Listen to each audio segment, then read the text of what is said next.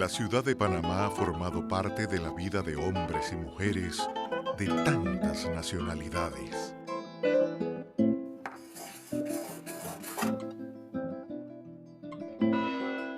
La ciudad de Panamá es el resultado de mucha cultura, talentos y destinos.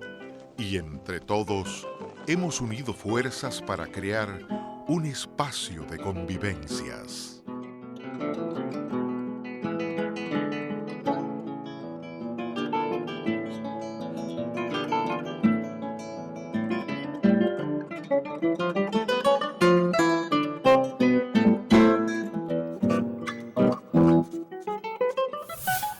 Hola Luis, gracias por estar acá en Cómplices. Queremos que conversemos sobre la relación que hay entre el cine, Panamá y la ciudad de Panamá en el marco de los 500 años. Entonces, de repente, ¿qué tal si das tu opinión sobre la relación que ha tenido el cine nacional vinculado con la historia del país? Es una pregunta muy interesante porque la historia de este país, que ya son 500 años, es un poco también la historia del tránsito de las personas por este país. Y si hablamos de los últimos 100 años, es la historia de las relaciones de Panamá y los Estados Unidos. Te comento esto porque es interesante que las primeras imágenes en movimiento de Panamá provinieron de un fotógrafo que vino para la construcción del canal. Entonces hay una relación directa, historia, Estados Unidos, presencia y cine panameño, por así decirlo, ¿no? A partir de allí, evidentemente, el cine panameño, digamos, ha pasado todas las penurias e intentos que cualquier cine latinoamericano. Pero más que, digamos, una historia de un cine panameño que se está fortaleciendo ahora, en los últimos años con la creación de la ley de cine, yo te diría que lo que siempre hubo fue la necesidad de guardar nuestras imágenes, de recordar nuestra historia. Ese es un poco para lo que el cine panameño se ha dado. Y te pongo un ejemplo específico cuando nace el Grupo Experimental de Cine Universitario. En la década de los 70. En la década de los 70, que nace con la intención de recopilar los procesos que se daban durante el llamado proceso revolucionario, pero que en el fondo eran nuestros primeros documentales, ¿no? Ya estructurados como tal. Entonces, si ves el nacimiento del cine, fuera algunos intentos, ¿no?, que hubo, como Al calor de mi bohío, ¿no? Ellos compran billetes de lotería, pero ya cuando se formaliza, ¿no?, una producción cinematográfica tiene que ver con el documental, con el guardar eso que estábamos haciendo como país en ese momento. Entonces, si vamos al momento actual, vas a ver, por ejemplo, todavía mucha producción ligada a la presencia norteamericana. En mi caso específico, ¿no? Por ejemplo, yo tengo el documental El último soldado, que trata de recoger esa presencia, esa historia. Y no es malo. La gente dice, bueno, pero parece que los únicos temas fueran la invasión y los americanos aquí. Es que no es malo.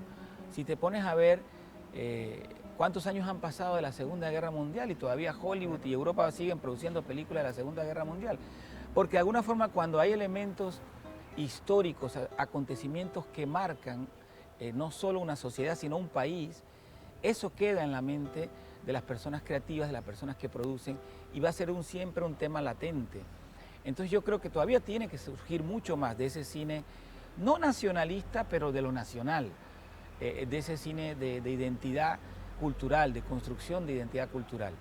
Y vamos a ver mucho de eso, de esa presencia norteamericana. Luego vamos a ir ampliando.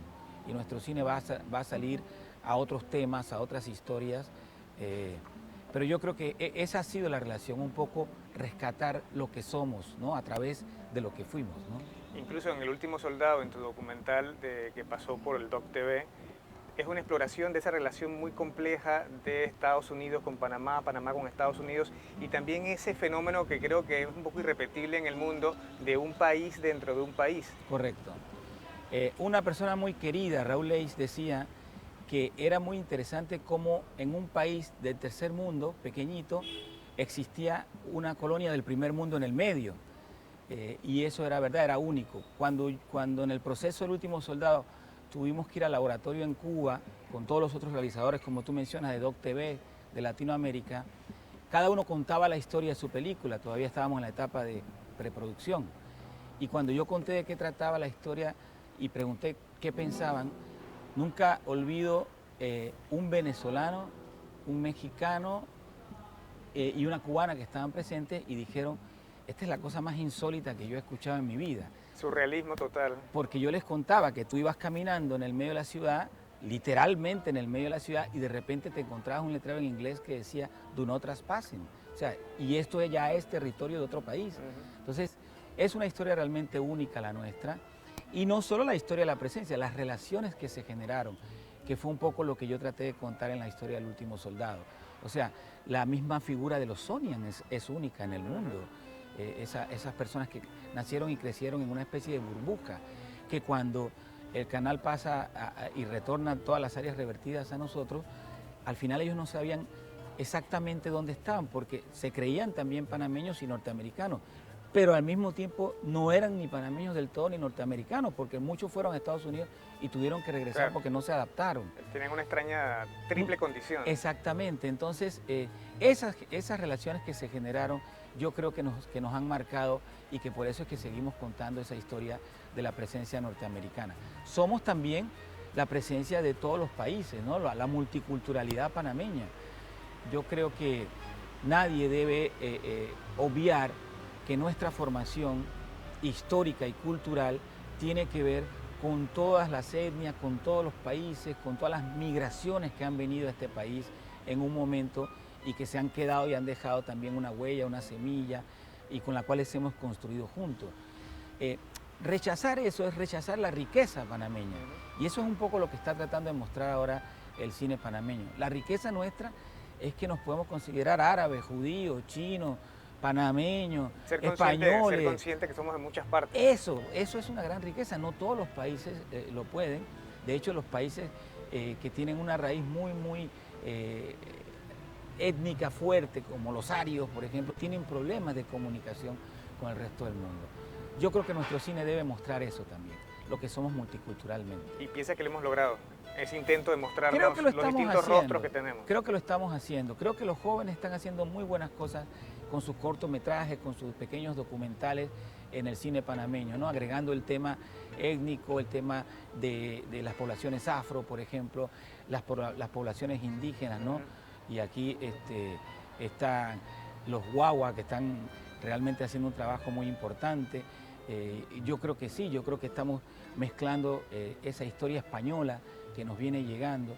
Entonces yo creo que el cine se puede encaminar, nuestro cine panameño, si queremos darle una fuerza, se tiene que encaminar por allí en mostrar eso.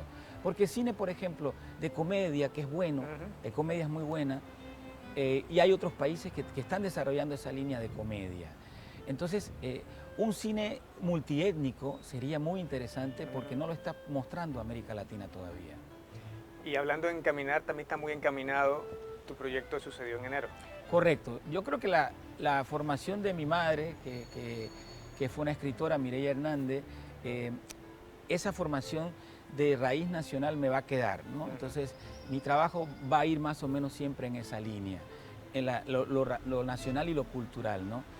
Sucedió en Enero ahora es la película de ficción que está inspirada en una obra de teatro de mi madre del mismo nombre, y que tiene aquella anécdota muy bonita de que cuando la fui a entregar, ya ella estaba muy enferma, me pidió que lo fuera a entregar, y cuando la entrega en el INAC me doy cuenta que no tenía título, entonces la llamo y me dice, pero léetela rápido, es algo sobre el 9 de enero, y ponle un título rápido.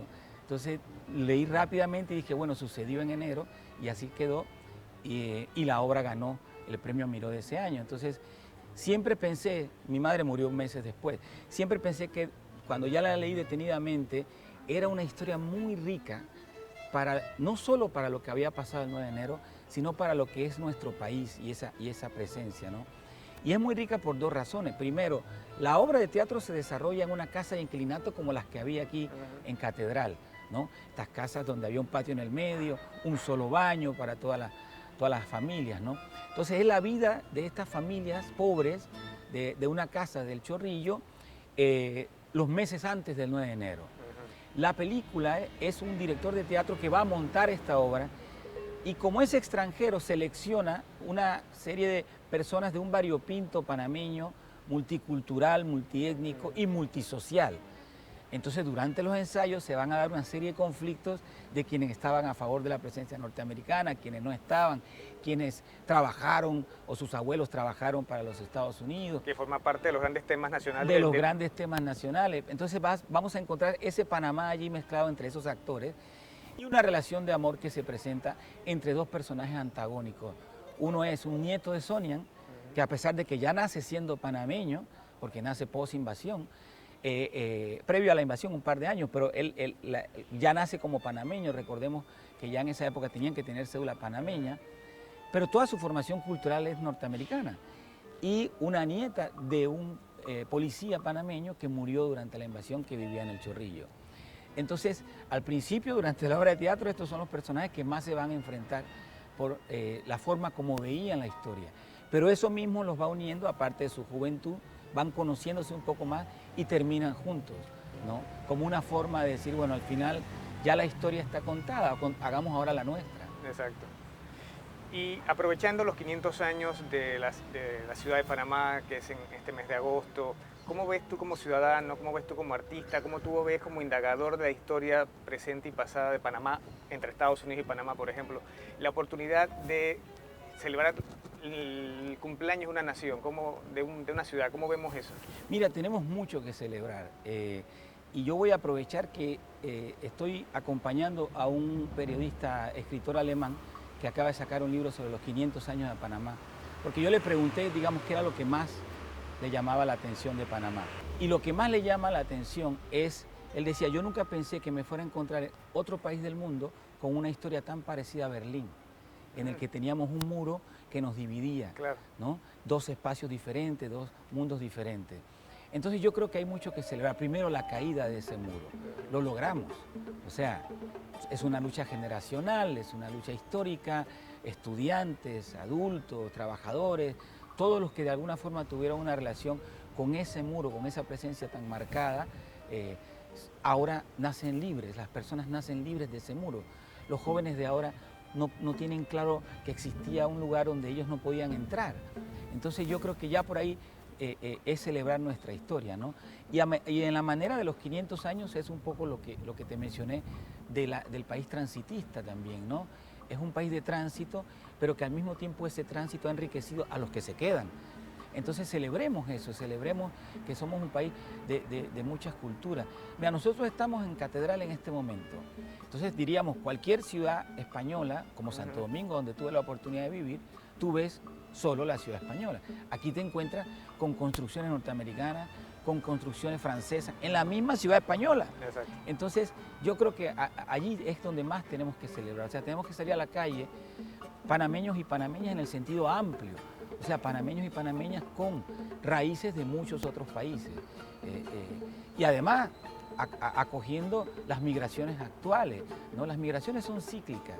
O sea, no todo el tiempo van a venir estas personas en grandes cantidades. Depende de la situación socioeconómica de los países. Y lo más importante es que a veces también tenemos que pensar que la gente viene a Panamá porque de una forma u otra siente paz, que no siente en otros lugares. Entonces celebremos esa paz, esa tranquilidad, celebremos eso que debe estar reflejado también en nuestras imágenes. Bueno, muchas gracias Luis por la oportunidad, por ser cómplice de este proyecto y en verdad es la forma también, como tú bien dices, ¿no? De celebrar lo que es la posibilidad de celebrar 500 años y más 500 años más adelante, ¿no? Correcto. Muchas gracias por invitarme. Presidió Sajón, Gamboa, Rodgán, Lester de un rey, discriminación.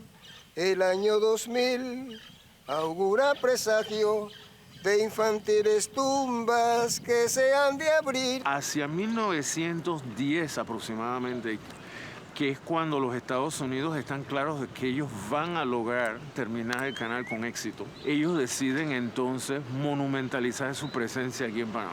Había que tener una ciudad que fuera emblemática de la presencia civilizadora de los Estados Unidos en el trópico. Se firma en el Congreso, se promulga la ley fundamental de la zona del canal, que establece todo el sistema político legal, esto. Ese mismo año el presidente de Estados Unidos expropia definitivamente todas las tierras dentro de la zona del canal. Eso entonces les da a ellos como carta blanca para poder ya hacer con el territorio lo que quieren. Los primeros años de la República, los Estados Unidos tenían casi control de las instituciones, hasta de las grandes personalidades del país. Impusieron su cultura, el comercio tenía letreros en inglés, se perdía la cultura latino-hispánica. Ellos establecieron, como ustedes pueden ver alrededor, una colonia espectacular, paradisíaca, en la que tenían todo tipo de privilegios que no teníamos los panameños. Las personas de mi edad nos acordamos cómo nos trataba esta gente cuando veníamos a la zona. Bueno, es que esto era de ellos, ¿no? Esto era otro país. Bueno, por ejemplo, había un Martín de cerveza que se llamaba El Rancho. Ahí acá raro todavía pelea puño limpio. Y una vez un gringo llegó ahí con un bate y empezó a romper cabezas y todo. Podía ver que nos paraban en las garitas de los límites, pues, entre lo que era la zona del canal y la ciudad de Panamá. Y nos revisaban el auto. Y eso de que te hicieran bajar del auto y todo nos parecía humillante. Hasta que desapareció la zona del canal, realmente era un sistema de apartheid, como en Sudáfrica, ¿no?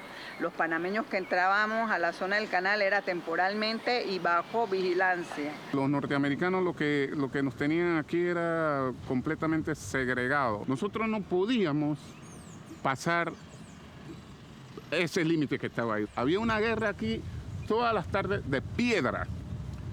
La juventud norteamericana del otro lado donde está la gasolinera y nosotros acá. Ellos nos tiraban piedra y nosotros piedra.